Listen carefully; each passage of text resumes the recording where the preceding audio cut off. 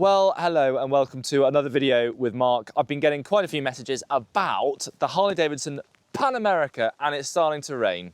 What exhaust is that? How did you fabricate the rear? And so today I'm just going to walk you through the entire build, where I got the parts from and how to mount them. Okay, starting at the front, you'll notice that the turn signals have been removed and I've mounted them here on the controls on the handlebars. Now, these turn signals are by Killer Customs. They cost around £250 per set. So front and back, that's 500.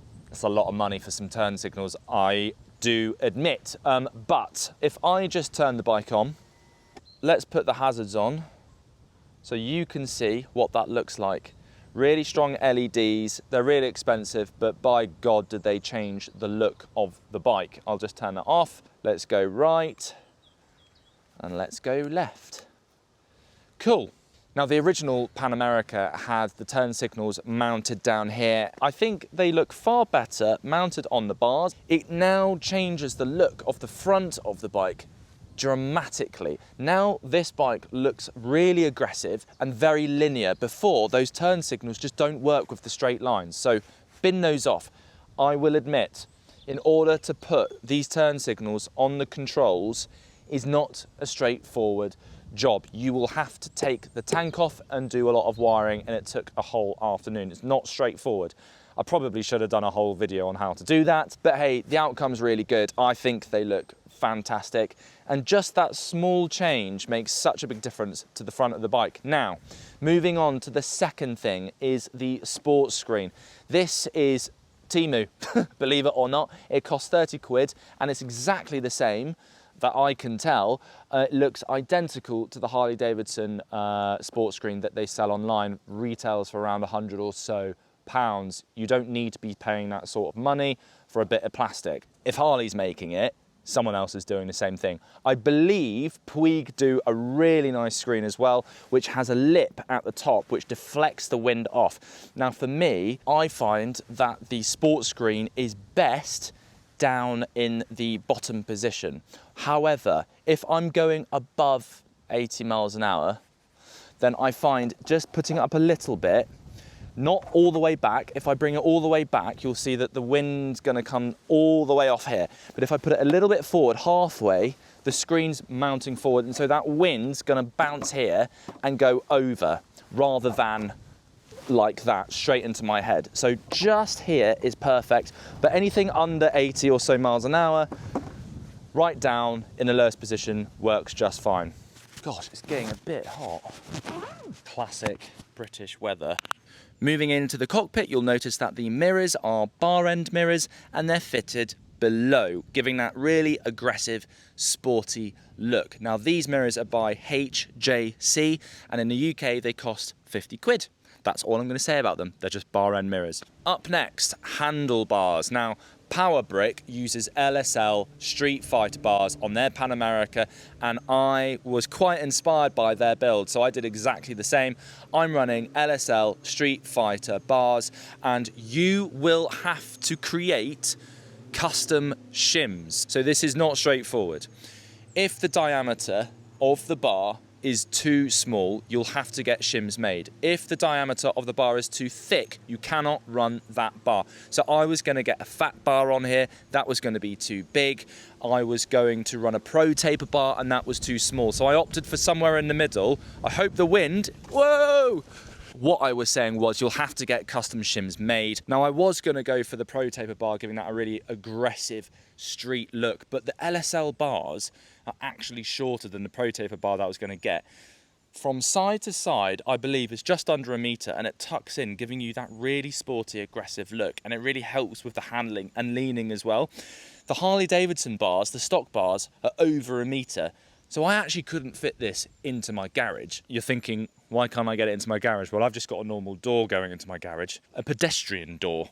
But I'm really happy with how the bars have come out, if I'm honest. It just looks menacing. It also doesn't require risers because the height of the bars coming up from the clamp is so high that it's giving the same effect as if you would use bar risers. But the problem with using bar risers on a Pan America is that if you use them, you're gonna block the screen, which is really frustrating. Okay, moving on to the levers. Right, so I've opted for Puig high-tech levers. These are custom adjustable levers. What do I mean by that? Well, custom as in you can customize the color. I've just gone for black. And this little customizable little arrow, what that does, if I twist that forward, that changes the distance from grip to lever. So if I've got really big hands, I can extend them. If you've got short hands like me, it just makes it far easier to use your controls, which is great from a safety perspective, but also it just makes it far more enjoyable to ride this bike. In my opinion, levers are the #1 thing you should change on your bike. Don't run stock, go for shorty adjustable levers. Shorty meaning that the length of the lever is shorter. It just means that you can pull on your lever far easier. It's just really nice when you're changing gear. Bang, bang, bang. That feels really nice. They're really firm, they're stiff, they're not wobbly, they're not going anywhere. And look, if they break, swap them out. They cost about 80 quid, not cheap, but you get what you pay for. They're certainly not the most expensive. You could be running Rizomas for 200 quid a lever. Look, I love Rizoma, really good quality, but seriously, you don't need to be spending that sort of money on a pair of levers. Puig high-tech levers, really, really nice. Up next is the Touratech GPS mount. Retails for around £100 in the UK, and yeah, it's expensive, but is it worth it? Absolutely, especially if you're going on long tours. I'm also running a quad lock mount with the vibration dampener on. I simply get my phone, bang it on. Boom. Why? Oh, for God's sake. Let's try that again. I don't know how to respond to that. Shut up. Okay. There we go. It's usually a lot quicker than that. I like mounting my phone here because I don't like it on the bars, because then I can't see the screen as much. If you run it on your bars, you won't be able to see the fuel gauge, which is really, really stupid. But also, it's really important just to be looking ahead. Now, one flaw that the Pan America has is storage. There's no storage on the Pan America, but I would argue that there's no storage on any motorbike ever created. However, this is an adventure bike. I know it doesn't look like one, but it is an adventure bike. And you're up against the BMW GS, which has a compartment at the front. And annoyingly, that's really smart. And you can put your phone, some keys, some little sweets in there. Granted, it's not a massive compartment, but it's still a compartment. The Pan America is running this huge plastic piece here. It just doesn't serve a purpose. I don't know what this thing is for. But they could have easily just built in a compartment here and it would have been fantastic. And that's like, I don't know, almost a litre of storage. This is a Krieger tool pouch. And I keep some S100 in there, my keys, wipe for the visor, some spray, and I also keep a cable in here for when I need to charge the phone. Just do what you want. Put whatever you want in there. It's just a place for little knickknacks, and it's really good. And it looks good, and it's quite streamlined. It's not going anywhere. How did I mount it to the bike, you're wondering? Well, I just used some adhesive glue. You know, what's that stuff called? Gorilla Glue. Does the job, it's not going anywhere. I don't run a tank bag because it covers the screen. If you mount it here, it's just a very bad design, and I don't like big, cumbersome tank bags anyway. I'm just a very minimal person, and so I've just opted for this. It cost 20 quid. More storage, did you say? Yes, that's exactly right, folks. Here, I've got a bag by Thrashing Supply. It's a handlebar bag. It used to be on my tank, and then I thought, I actually think that looks quite smart on the back, like a little side pannier. And all I keep in here is kickstand pad, little battery for the key fob, pen, you know, little knickknacks, a USB cable. This is really important, actually. This is my tyre pump inflator, little portable compressor. It's brilliant. It's great in a pinch. It gives you a reading on what tyre pressure you've got, but it can also fill your tyre to 30 psi, which is perfect for the rear. I've also got some hex keys, and I've got some Allen keys. That's that. That's rather a snazzy looking It's good, isn't it? For goodness sake. Oh, I I know. didn't think it was a Harley-Davidson because I didn't think Harley-Davidsons look like that. They don't. I know. What's going on? I know, it's super futuristic, right? Up next is highway pegs. Now, this is something I've never seen done before on a Pan America. Now, as standard, the bike comes with engine bars which protect the engine, believe it or not, and you can attach some highway pegs to that. I believe a Deere do some, and there's also some American firms which do some really nice heavy duty looking ones, but very expensive. And I thought maybe this is an opportunity to remove the bars because, in my opinion, they don't really serve a purpose for the type of riding that I'm doing. I commute on this bike, I just have fun on this bike, but I don't really go off-road. So I don't really need engine bars. And if I'm going to be involved in a crash, are the engine bars really going to make much of a difference? Well, who knows? What does the crash even look like? So I just think it's a wasted opportunity. So down here, the engine bar would fix here, run down there and into this little screw here. This is an M8 fitment. And so you can buy universal foot pegs for a pillion, for a Softail or whatever bike, and you can just bang them in here. Guess how much these cost? On Amazon, £12 next day delivery. And I simply, if I unscrew this, stick that there. And if you look in there, you'll notice it's simply an Allen key jobby. Simple as. That's a 2-minute job. However, you will have to cut the bridge. I don't know if it's called a bridge, I'm just going to call it a bridge. There is a metal section running from here to there. Get an axle grinder out, sand it down, Bob's your uncle. It's really as simple as that. If you don't cut this section, you cannot have a bar running directly in. The engine bar originally curves in, it goes under that lip, so you can access it. But if you want to put highway pegs in, you're going to have to remove that bridge. Make sense? Sweet. Okay, let me show you what this does to the riding position. Okay, stock, enhanced. That feels amazing. Honestly, I feel like I'm just in an armchair. That is so comfortable. I just feel like I can lean back now and just cruise, stick it into cruise control and just ride. And the great thing about it is that I can move around the bike, which means that I'm less fatigued, which is really important on long rides. If I'm touring around the Sahara to France, wherever I'm going, somewhere in the Rockies, I simply can move around the bike, and it means I don't have to get off the bike as much because I can do 200 miles on a tank on this. Disclaimer. The headers are situated right there. So unless you're wearing the appropriate footwear, it will burn your leg in half or off. By the way, whilst I'm here, I might as well show you how to get on and off an adventure bike. A lot of people will just swing a leg off and it's just not the way to do it. Just stand up, be confident and just step off. If you want to get on the bike, step on. It's as simple as that. This bike isn't going anywhere. It weighs 200 and whatever kilograms. I just see a lot of people just going like, oh God. And then trying to get off. Oh. The thing is, if you've got saddlebags, you can't do that. The only way to get on top of this bike is to literally step over it. Just get used to your bike. Be confident with it. Okay.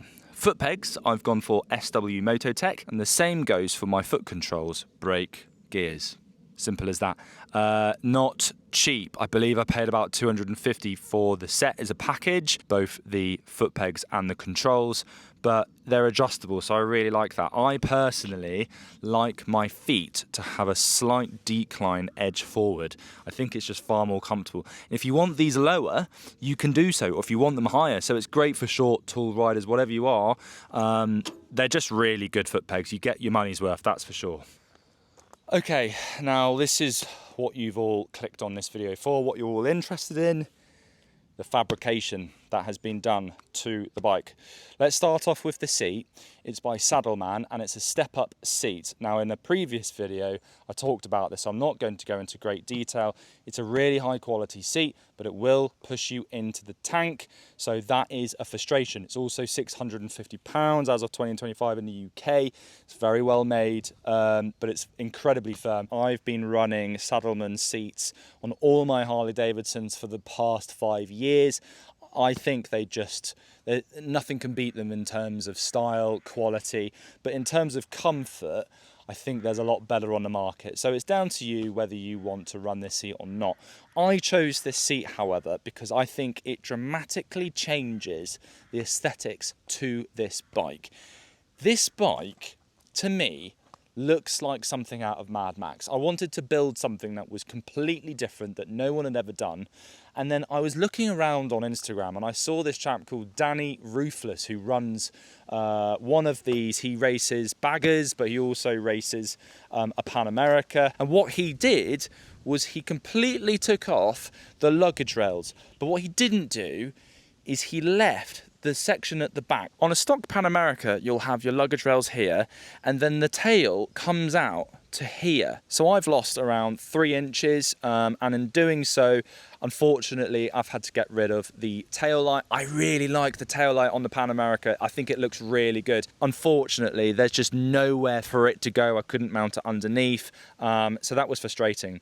I decided to buy an R&G tail tidy, really, really cheap. Bang it in there, and then what I've done is I've stuck a bit of Perspex on the back, marked it all off, and yeah, it's actually been quite a cheap fix, and I think it looks really good. Now these bars are structural to the bike, so you do not want to be cutting this in the wrong place. So here, I've decided to cut it just where you can see this welding, and I can't go any further because if you're doing 2 up or if you've got a lot of weight on the back, it's just not a good idea. So here is where you need to cut, and you'll see there is a bolt here and it's exactly in line with that bolt. So I'll do a close-up now so you can see what I'm talking about. That is where you need to cut. And this is what it looks like from the rear. So it's really tidy, very minimal. And some of you will be thinking, well, that's a bit of a stupid idea because now you can't fit any luggage on the bike, but you don't need them. You can simply just get some throw over saddlebags and tie them down. And that's what I did riding to the Sahara, and it worked perfectly. You don't need all that luggage, and it's just a wasted opportunity. And I think now it looks brilliant. Some of you will think it looks like a bit of a bodge job. Some of you will think it looks really smart. The whole point of customizing your bike is that it's for you and only you to enjoy. That's why I've done it. You'll also see the rear turn signals, so I'm just going to turn this on and demonstrate how this works. So it's a 2-into-1. What does that mean? It means that they're turn signals and they're also rear brake lights. So if we do, let's just put the hazards on. You can see that. Let's turn the hazards off and just do rear brake. Can you see that? Cool. They might look really small on camera, but at night time, and just in general actually, they really shine brightly. So yes, they're expensive at £250 per set, 500 for the whole bike, but they're really, really good. So I'm using different tyres. These are Pirelli Angel GTs, really good, very expensive. I believe these cost about £400 for the set. It's just a really good tyre. I love running Angel GTs. These are the GT2s, by the way. I think we need to move on to the exhaust. This is by Unit Garage. Not only have I swapped out the can, I've also replaced the headers, and Unit Garage offers this as a package. It costs about 1,500 quid. Look, it's not cheap. A titanium custom exhaust is never going to be cheap, but what this enables you to do is push out more horsepower and lose weight. Now, the way to do that would be to go to your local Harley-Davidson dealer and put it through a map. It's simply just changing a bit of code. Now, on the Pan America, you have different riding modes. You have road, you have off-road, you have rain, you have sport. When you get a map, that's only applicable to sport mode. So all other modes will be exactly the same. However, sport mode will now be absolutely insane. So is it worth it? Yes and no. If you are just an absolute lunatic and loves power and loves going faster and all you talk about is horsepower, then do it. But for the price that you pay, and is it practical? No, not really. So I don't think it really needs one. Right, shall I fire this thing up? I do feel bad for the neighbours. They're not going to like this. Oh well.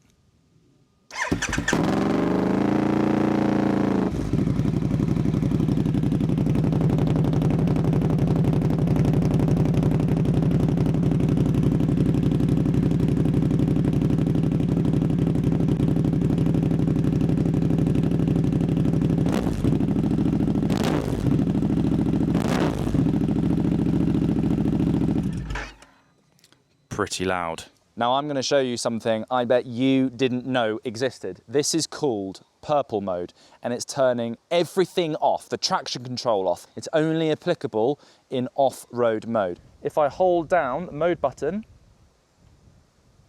purple. Now if you're going to do this, be careful because it's terrifying. Maybe just try it in a field with no obstacles first. This bike comes alive. So purple mode, that's something you probably didn't know about. And that's a wrap. Thank you so much for watching. I really hope that helps. If you'd like to support the channel, please go ahead and click that follow button, and see you in the next one.